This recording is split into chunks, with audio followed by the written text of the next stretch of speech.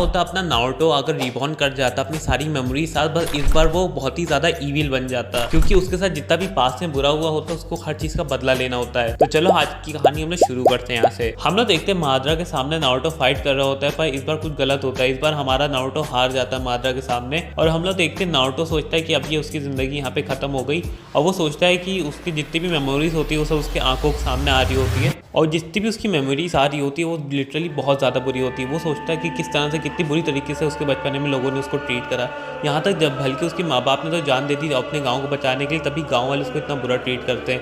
ये सब सोच के लिटरली उसके दिल के अंदर बहुत सारी नफरत पैदा हो जाती है जितने भी लोग होते हैं, चाहे वो गाँव वाले हों, चाहे वो होकागे हो, चाहे उसके दोस्त, सबके लिए। हम लोग देखते हैं जैसे ही नारुतो की आंखें खुलती हैं वो देखता है वो इस टाइम बच्चे के एक शरीर में होता है, उसको समझ में नहीं आ रहा होता क्या होता है। तभी हम लोग देखते हैं कि उसके सामने कुरामा खड़ा होता है, वो चीज़ देख के बहुत ज़्यादा हैरान हो जाता है। वहीं दूसरी तरफ वो देखता है कि उसके माँ बाप को कुरामा ने मार दिया। ये देख के तो उसकी लिटरली आंखों से आंसू निकल रहे होता है। वो लिटरली इस टाइम छोटे बच्चे के शरीर में होता है और वो कुछ नहीं कर पा रहा होता, उसको समझ में नहीं आ रहा वो क्या करे। पर सडनली हम लोग देखते हैं कि उसके फादर जो भी कुरामा होता है उसके शरीर के अंदर उसको बंद कर देते हैं और लिटरली फिर हम लोग देखते हैं यही चीज़ सोच सोच के वो बच्चे के शरीर में नारुतो की नफरत बढ़ती जा रही होती है। हम लोग देखते हैं जैसे कुरामा शरीर के अंदर आता है नारुतो की, वो भी नारुतो की मेमोरीज को देख सकता है कि उसको पता चल गया होता है नारुतो यहाँ पे रिबॉर्न कर रहा है। और हम लोग देखते हैं नारुतो की जितनी मेमोरीज होती है वो लिटरली सब कुरामा देखता है और ये सब देख के उसकी भी आंखों से आंसू निकल आता है क्योंकि आखिरी में आते आते तो नारुतो का दोस्त बन गया होता है कुरामा। और वो लिटरली इस बार अपना नारुतो से वादा करता है कि इस बार मैं तुमको ऐसी कोई तकलीफ नहीं दूंगा। वो माफ़ी मांगता है अपने पेरेंट्स को, उसके पेरेंट्स को मारने के लिए। तभी हम लोग देखते हैं कि नारुतो भी उसको माफ़ कर देता है क्योंकि उसने भी पता होता है कि कुरामा ने क्या क्या झेला है, तो वो बहुत ज़्यादा गुस्से में होता है कुरामा के लिए भी। वो कुरामा को माफ़ कर देता है। पर हम लोग देखते हैं कुरामा इस बार कहता है कि इस बार मैं तुम्हारा हमेशा साथ दूंगा। और इससे हम लोग एक चीज़ तो पता चल जाती है कि कुरामा और नारुतो की बॉन्डिंग स्टार्टिंग से ही अच्छी होगी। जो हमेशा से नारुतो स्ट्रगल करता था कुरामा की पावर पर कंट्रोल करने का, इस बार इसके साथ ऐसा कुछ नहीं होगा। हम लोग देखते हैं नारुतो 7-8 साल का हो गया होता है और वो लिटरली बाकी गलियों में घूम रहा होता है, पर हर बार तरह यही होता है कि वो लिटरली उसके साथ कोई बच्चा बातें नहीं कर रहा होता। यहाँ तक जितने भी गाँव के लोग हैं वो तो सब उसको मॉन्स्टर कह के बुलाते हैं। और पिछली बार तो नारुतो ऐसा तो वो लिटरली हंसता रहता था, पर इस बार वो कुछ नहीं करता। लिटरली जितने भी लोग होते हैं उसकी जितने भी वो हरकतें कर रहे होते हैं उसके दिल के अंदर सब नफरत बन रही होती है। हर एक दिन उसके लिए नफरत बनता जा रहा होता है क्योंकि हर इंसान उसको बहुत ही गंदी तरीके से ट्रीट करता है। हम लोग देखते हैं कि नारुतो अपना वापस से थोड़ा बड़ा हो गया होता है, वो 12-13 साल का होता है, वो अकेडमी में होता है। पिछली बार हम लोग देखते थे कि नारुतो हंसता रहता था, सबको परेशान करता था, पर इस बार ऐसा कुछ नहीं है। सासुके की तरह नारुतो भी एकदम सीरियस कोने में बैठा रहता है और इस बार तो उससे कोई बात नहीं करता, उसका एक भी दोस्त नहीं होता है। हम लोग देखते हैं कि बाकी जितने लोग होते हैं वो उससे कोई बात नहीं कर रहा होता, पर एक दिन अचानक से सासुके नारुतो की आंखें मिल जाती है, वो लोग धीरे धीरे बात करना चालू कर देते हैं और इस बार वो बहुत ही अच्छे दोस्त बनते हैं। इस बार भी सेम चीज़ें रिपीट हो रही होती है कि इस बार भी ओरोचिमारू ने ऑफर दिया होता है नारुतो और सासुके को ज्वाइन होने का, पर पिछली बार सिर्फ सासुके ने एक्सेप्ट करा होता है। पर इस बार हम लोग देखते हैं कि नारुतो और जो सासुके होते हैं वो दोनों ही ऑफर एक्सेप्ट कर रहे होते हैं क्योंकि उनको पता था अगर वो लोग गाँव में रहेंगे तो उनके लिए बहुत मुश्किल हो जाएगा ग्रो करना, तो वो दोनों वहाँ छोड़कर अपना गाँव चले जाते हैं। पिछली बार तो नारुतो था सासुके को रोकने के लिए, इससे पूरे गाँव को पता चल गया था, पर इस बार तो कोई नहीं होता। उन लोग इस तरह से खबर मिल जाती कि नारुतो और सासुके ने गाँव छोड़ दिया, पर इस बार वो लोग जब जाते उनको बचाने के लिए वो लोग उनको मिलते ही नहीं क्योंकि वो लोग बहुत पहले ही गाँव छोड़ के चले जा चुके होते हैं। पर इस चीज़ की वजह से स्टोरी में एक और चेंज आया होता है और इस बार हम लोग को पता चलता है कि अपना जो थर्ड होकागे होता है उसके मरने के बाद हम लोग को पता है जिराया को भेजा गया था सुनादे को लाने के लिए। पर इस बार जब सुनादे को लेने जाते तो इस बार उसके साथ नारुतो नहीं होता, इसलिए सुनादे मना कर देती और कोई भी वैसी चीज़ नहीं होती, तो इसकी वजह से अपना जिराया को ही बनना पड़ता है अपना नया होकागे। पर इस बार एक बहुत बुरी चीज़ होती है, डांजो को बिल्कुल पसंद नहीं आता कि अपना जिराया होकागे बने और वो तो कहता है कि मेरे को होकागे बनने दो, पर बाकी के जितने एल्डर्स होते हैं वो जानते हैं कि डांजो कितना ज़्यादा ईविल है, तो वो उसको बनने नहीं देते। पर तभी हम लोग देखते हैं कि डांजो एक बहुत ही गंदा खेल खेलता है, वो जिराया के खाने के अंदर जहर मिला देता है जिससे जिराया की मौत हो जाती है। और ये चीज़ जब नारुतो सुनता है उसकी लिटरली रूह कांप जाती है और उसको पता चलता है कि अब नया होकागे डांजो है और इस चीज़ से वो समझ जाता है कि सारा का सारा डांजो का प्लान होता है और वो लिटरली अब उसके अंदर की नफरत बहुत ज़्यादा ही बढ़ गई होती है। वो बस किसी तरह से पावरफुल बन के पूरे गाँव का नामो निशान मिटाना चाह रहा होता है। हम लोग देखते हैं ओरोचिमारू सासुके को ट्रेन कर रहा होता है, वो जब भी नारुतो को कहता है कि लाओ मैं भी तुम्हारी मदद कर दूँ कुछ, तब हमेशा नारुतो मना कर देता है क्योंकि हम जानते हैं कि नारुतो वापस से रिबॉर्न हुआ, उसके पास सारी मेमोरीज है, वो पहले से बहुत ज़्यादा होशियार और समझदार है, उसको पता है अपनी पावर्स को कंट्रोल कैसे करना है। इस बार भी सेम चीज़ें होती है, ओरोचिमारू ट्राई करता है सासुके की बॉडी लेने का, पर इस बार वो फेल हो जाता है। हम लोग देखते हैं जो सेम सीन हुआ होता है एनिमे के अंदर सासुके के साथ, वही सेम इसमें भी हो रहा होता है कि सासुके इताची को मारने जाता है, वो उसको मार भी देता है, पर उसको मरते हुए देख के लिटरली उसकी मांगेक्यू शारिंगन एक्टिवेट हो जाती है। और इससे हम लोग को एक चीज़ तो पता चलती है, स्टोरी में ज़्यादा चेंजेस नहीं हुए सास्के के साथ। ये सारा प्लान एक तरह से नारुतो का प्लान था, क्योंकि उसको सब कुछ पहले से पता था, पर उसने बिल्कुल ये चीज़ बिल्कुल चेंज नहीं करी, क्योंकि उसको पता अगर वो कुछ भी चेंज करता तो सास्के अपनी पावर कभी भी अनलॉक नहीं कर पाता।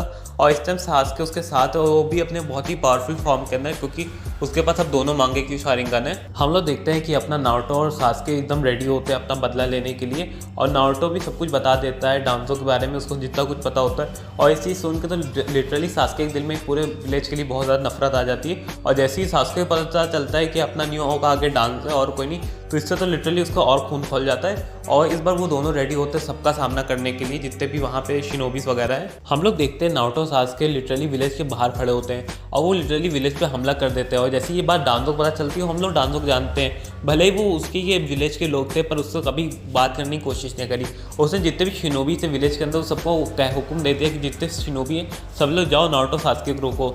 और लिटरली सारे के सारे, यहाँ तक ककाशी और जितने भी नारुतो के पहले के दोस्त होते, चाहे वो नेचियो, शिकामारू हो, चोजी हो, चाहे वो साकुरा हो, सब लोग उसके सामने खड़े होते हैं। यहाँ तक साकुरा या ककाशी तो उन लोगों को समझाने की कोशिश करते हैं कि तुम लोग गलत कर रहे हो, अभी भी समय तुम लोग रुक जा सकते हो, पर उन लोगों को किसी को कुछ नहीं सुनना। उनको पता होता है ये लोग खाली इसी दूर से कह रहे हैं, इनके दिल में अभी हम लोग के लिए नफरत ही और कुछ नहीं है। हम लोग देखते हैं नारुतो सास्के और ककाशी और बाकी के जो दोस्त होते हैं उनसे कहते हैं कि तुम लोग हम लोग के साथ मिल जाओ, हम लोग पूरे विलेज को तबाह कर देंगे, पर तुम लोग को छोड़ देंगे, क्योंकि तुम लोग ने कहीं ना कहीं हम लोग को थोड़ा बहुत तो साथ दिया ही था।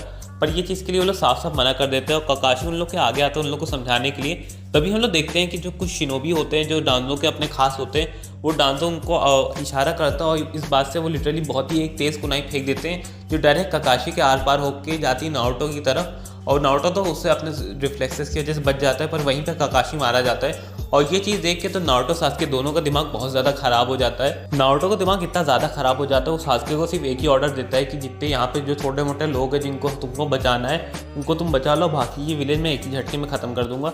तो हम लोग देखते हैं कि तुरंत अपना सास्के सुसानो को ऑन करता है और जो भी लोग होते चाहे वो साकुरा हो, ककाशी की लाश हो और जितने भी 2-3 और लोग होते हैं जैसे कि नेची हो गया, शिकामारू हो गया और भी जो छोटे मोटे दोस्त होते हैं उनको बचा लेता है। बाकी हम लोग देखते हैं कि नारुतो अपना बहुत ही खतरनाक वाले फॉर्म में लिटरली कुरामा वाले फॉर्म में जाता है। पूरा चक्र का बना हुआ कुरामा बहुत ही बड़ा लग रहा होता है। कुरामा का इतना बड़ा होता है कि लिटरली अपने वो सिर्फ एक ही उंगली से ना जाने कितने शिनोबी को ढेर करते हैं। हम लोग देखते हैं कि कुरामा का फॉर्म लिटरली इतना बड़ा हो गया होता है, वो एक अपना बहुत ही पावरफुल राशिन शूरिकेन बनाता है, वो लिटरली पूरे गाँव की तरफ फेंक देता है और वो इतना बड़ा धमाका होता है कि एक ही बार के अंदर पूरा का पूरा गांव गायब हो जाता है। ये चीज़ साकुरा और उसके जो थोड़े बहुत दोस्त बचे होते हैं वो देख रहे होते हैं और ककाशी भी लगभग अपनी आखिरी सांस ले रहा होता है, उसकी आंख से आंसू निकल रहे होते हैं क्योंकि जहाँ पे उन लोगों ने अपना बचपन गुजारा होता है वो पूरा मिट्टी का ढेर बन गया होता है। यहाँ तक डांजो और जितने भी लोग होते हैं विलेज के अंदर सबके सब मारे जा चुके होते हैं। हम लोग देखते हैं कि सास्के का फेस थोड़ा सीरियस होता है, वो देख रहा होता है किस तरह से नारुतो ने पूरे विलेज को डिस्ट्रॉय कर दिया, पर वो कुछ कहता नहीं क्योंकि उसको ही पता होता है कि उसके क्लैन के साथ इस विलेज ने क्या करा था। सिर्फ कुछ लोग बहस की वजह से उसके पूरे क्लैन को मार दिया गया,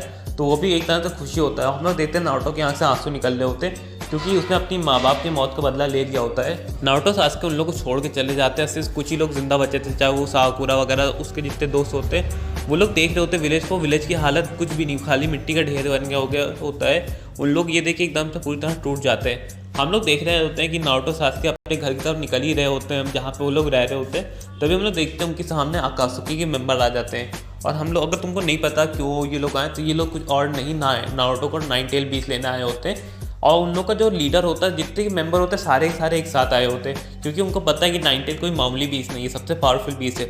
उसके लिए उनको बहुत सारी पावर चाहिए होगी, तो जितने मेंबर होते हैं सारे के सारे मेंबर आए होते हैं। हम लोग देखते हैं नारुतो सास्के के सामने 4 लोग खड़े होते हैं। एक होता है किसामे, पेन, ओबीटो और जेसु, ये 4 लोग होते हैं। बाकी तुम लोग कहोगे अकात्सुकी मेंबर कहाँ हैं, तो स्टोरी जैसे चल रही थी वो वैसे ही चल रही थी और बाकी अकात्सुकी मेंबर मारे जा चुके होते, सिर्फ यही 4 जिंदा बचे होते हैं और यही 4 मेन भी थे और इताची अपना पहले ही मारा जा चुका है सास्के की वजह से।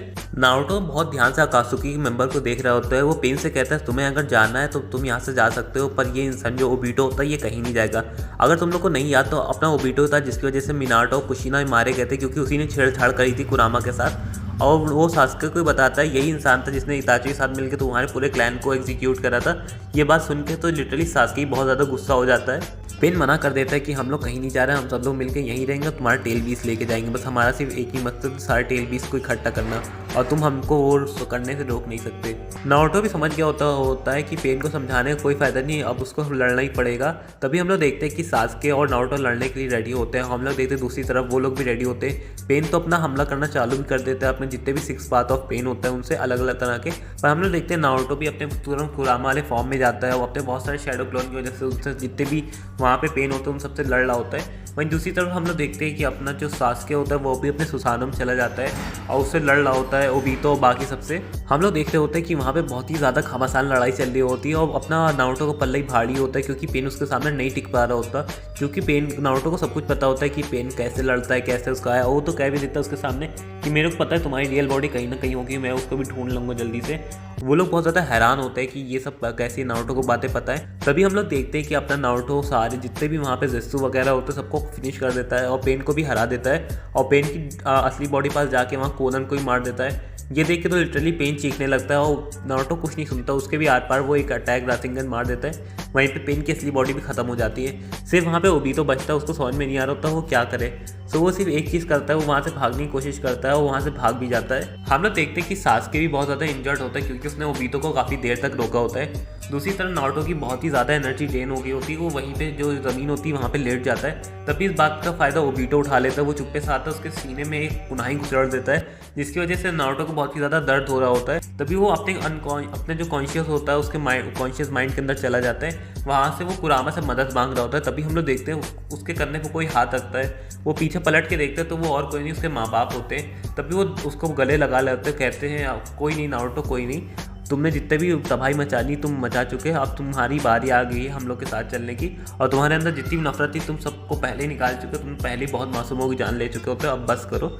ये बात सुन के तो लिटरली नारुतो की आंखों में आंसू आ रहे होते हैं क्योंकि ये सब उसने अपने माँ बाप के लिए ही करा होता है, क्योंकि उसको बदला लेना होता है। उसको पता चलता है जैसे ही उसके माँ बाप इतने ज़्यादा दुखी उसके काम से, नारुतो ये सब सुन के इतना ज़्यादा टूट गया होता है, वो अपने हाथ पैर छोड़ देता है, वो लिटरली गिव अप कर देता है, वो वहीं पर मारा जाता है। हाँ, दूसरी तरफ हम लोग देखते हैं कि सास्के बहुत ज़्यादा हैरान होता है क्योंकि हम लोग देखते हैं ओबीतो ने लिटरली उसको मार दिया होता है। इस बात से वो इतना ज़्यादा गुस्सा होता है सास्के कि वो अपने मांगे की शारिंगन को एक्टिवेट करता है और पूरे ऊपर वो जो उसकी ब्लैक फायर होती है उसको ऊपर ओबीतो के ऊपर लगा देता है और वहीं पे ओबीतो भी अपना मारा जाता है। हम लोग देखते हैं कि सास्के की आंखों से बहुत ज़्यादा पानी निकल रहा होता है, वो बहुत ही ज़्यादा रो रहा होता है क्योंकि नारुतो सिर्फ एक लौता उसकी दुनिया में बचा होता है, वो उसका बहुत ही अच्छा दोस्त होता है वो। और तभी हम लोग देखते हैं कि वो नारुतो की लाश को उठाता है, कहीं पे ले जाता है और वो आसमान की तरफ देख रहा होता है। उसकी ज़िंदगी में कोई मकसद नहीं बचा होता, उसने जितना ही बदला लेना होता है वो ले लिया होता है। उसने ही पता होता है उसने बहुत से निर्दोष लोगों को मारा होता है, इस चीज़ का उनके अंदर कहीं ना कहीं गिल्ट होता है, तो वो एक फैसला लेता है, वो खुद को भी वहीं पे ख़त्म कर लेता है। और हम लोग देखते हैं नारुतो सास्के दोनों वहीं पे ख़त्म हो जाते हैं, एक साथ दोनों की लाशें पड़ी होती हैं और हम लोग देखते हैं आखिरी में सास्के ने नारुतो को हाथ पकड़ लिया होता है। ओके गाइस, आज की वीडियो यहीं पे खत्म। मेरे को पता है कि तुम लोग से काफ़ी लोग हो सकते हैं जिनको ये वीडियो को काफ़ी सैड लगे होंगे, पर भाई ये सिर्फ एक मोटिवेशन, को इतना सीरियस मत लो।